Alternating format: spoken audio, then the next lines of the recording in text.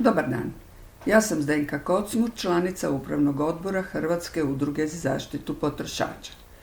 Danas ću vam predstaviti projekt Poslušajte i pročitajte na internetu koji je nastao u suradnji sa Gradom Zagrebom. Grad Zagreb ujedno i sufinancira ovaj projekt.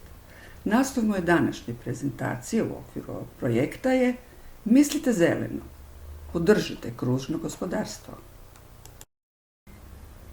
Pa da vidimo, što je to zapravo kružno gospodarstvo? Kružno gospodarstvo je model za okružene proizvodnje i potrošnje koje uključuju nekoliko elemenata. Kontroliranu proizvodnju i potrošnju, dijeljenje, poklanjanje, posudbu, popravljanje, ponovno korištenje, obnavljanje, recikliranje i stvaranje novog proizvoda. Za razliku od modela linearnog gospodarstva u kojem se proizvodi bacaju nakon upotrebe, model kružnog gospodarstva podrazumijeva jeftinu energiju i jeftine proizvodne materijale. Pa da vidimo koji su to europski prijedlozi i preporuke za kružno gospodarstvo.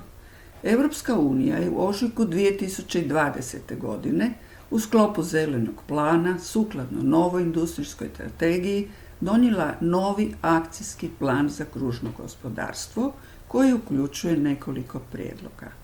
Prije svega, održljiviji dizajn proizvoda, smanjenje otpada, jačanje potrošačkih prava, poput prava na popravak proizvoda.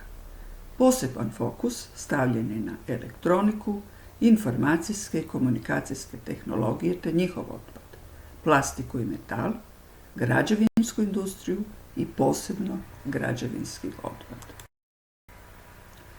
Nadalje, Europski parlament je u veljači 2021. godine odlučivao o novom akcijskom planu za kružno gospodarstvo te zatražio uspostavu nekih novih mjera i ciljeva. Prije svega, stroža pravila o recikliranju i obvezujuće ciljeve za upotrebu i potrošnju materijala do 2030. godine.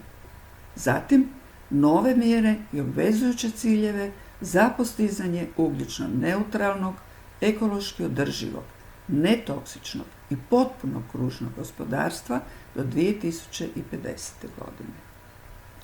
Ministarstvo gospodarstva i održivog razvoja Republike Hrvatske je studenoga 2021. godine osnovalo Odbor za kružno gospodarstvo, čiji su članovi pripadnici svih relevantnih državnih institucija i civilnog društva, uključujući i Hrvatsku udrugu za zaštitu potrošača. Kako postići sve te ciljeve? Prije svega, razvojem čistih tehnologija, razvojem i promoviranjem proizvoda koji ne pridonose povećanju štetnog utjecaja otpada na okoliš, razvojem odgovarajućih, učinkovitijih metoda razvrstavanja i zbrinjavanja otpada, recikliranjem, ponovnom uporabom ili obnovom, zbrinjavanje otpada na propisan način prije svega, te sanacijom otpadom onečišćenog okoliša. Kako se mi kao građani i potrošači možemo uključiti u kružno gospodarstvo? Prije svega, treba dobro promisliti o našoj potrošnji, koja je još uvijek prekomjerna, i otpadu kojeg proizvodimo, a zatim slijede i ostali koraci koji će unaprijediti naš odnos sa našom planetom. Koji su to sljedeći koraci? Kako bismo se kao građani i potrošači aktivno i efikasno uključili u sustav kružnog gospodarstva, potrebno je dodatno zadovoljiti nekoliko elementarnih pravila.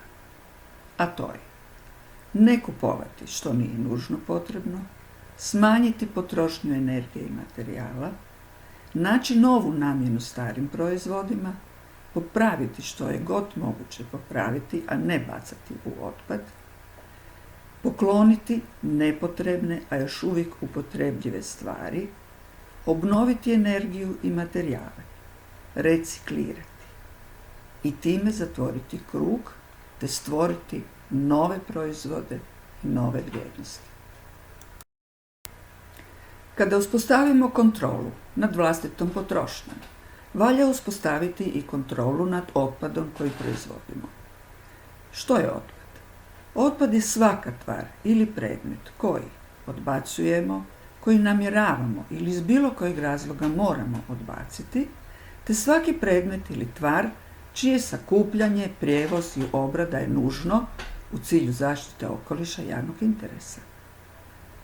Prema Zakonu o gospodarenju otpadom postoje nekoliko osnovnih vrsta otpada. To su komunalni otpad, miješani komunalni otpad, biološki razgradivi otpad, biootpad, biorazgradivi komunalni otpad, proizvodni otpad, neopasni otpad.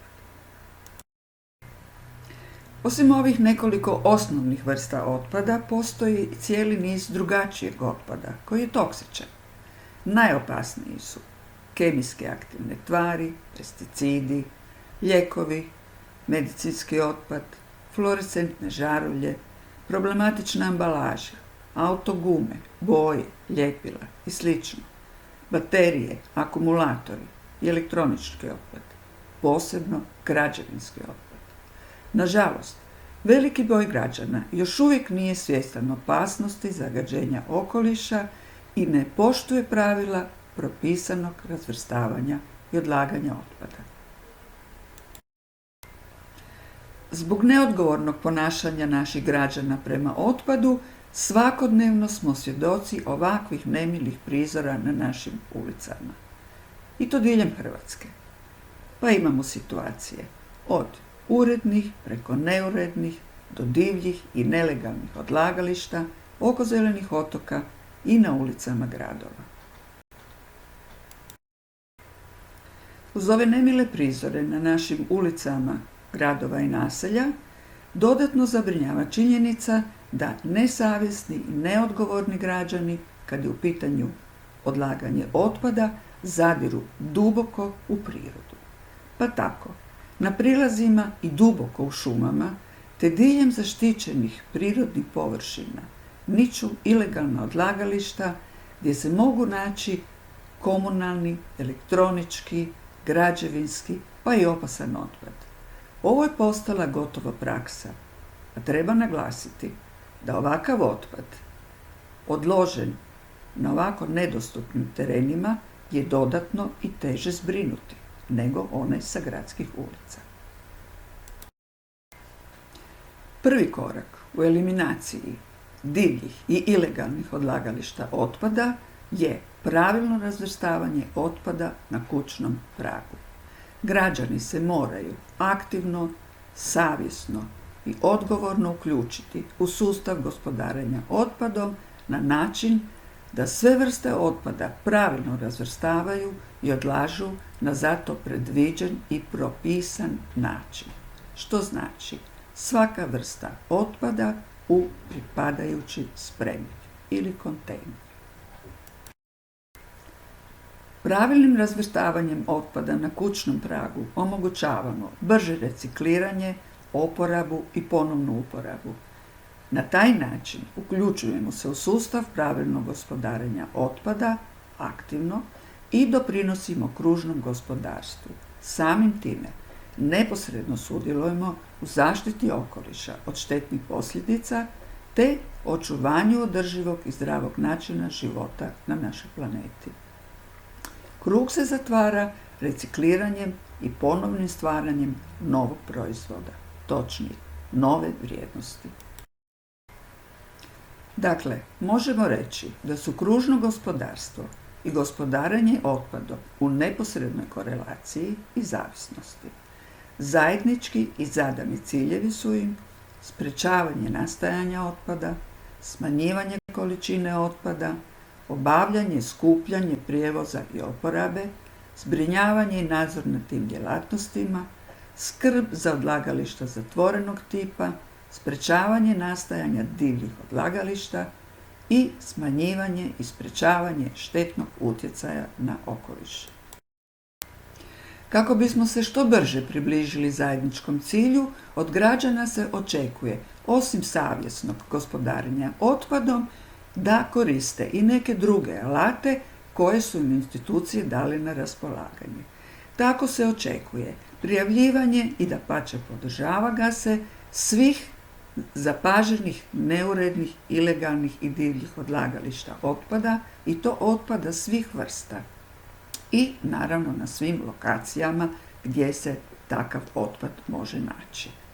Ministarstvo gospodarstva i održivog razvoja sukladno Zakonu o održivom gospodarenju otpadom razvilo je sustav evidencije lokacija nepropisno odbačenog otpada ELOO, koja aplikacija se nalazi na njihovim mrežnim stranicama.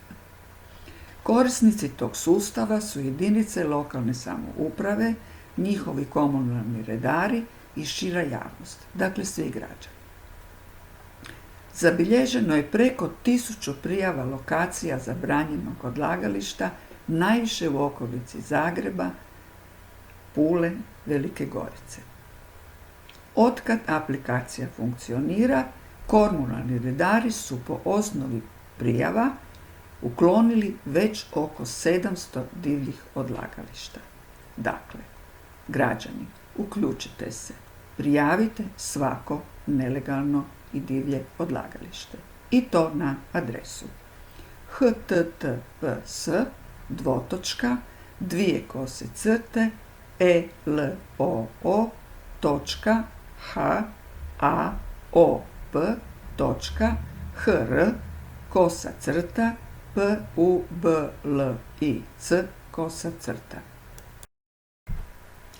I na kraju da se svi skupa podsjetimo što je to naš zajednički konačni cilj. Svi mi želimo imati ekološki čistu planetu i zdrav život u budućnosti, što se postiže savjesnim i odgovornim ponašanjem te uključivanjem svih građana potrošača u kružno gospodarstvo. Poštovani potrošači, s pitanjima vezano uz ovu prezentaciju, ali i za sve ostale savjete, slobodno nam se obratite utorkom i četvrtkom od 11 do 14 sati. Bilo dolaskom osobno u naše prostorije Ozarska 93/2 u Zagrebu, bilo pozivom na broj 01 46 333 66.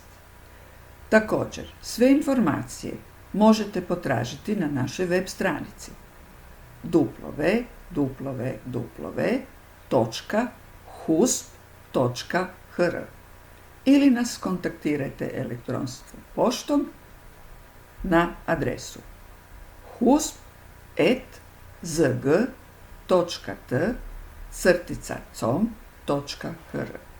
Hvala vam na pažnji.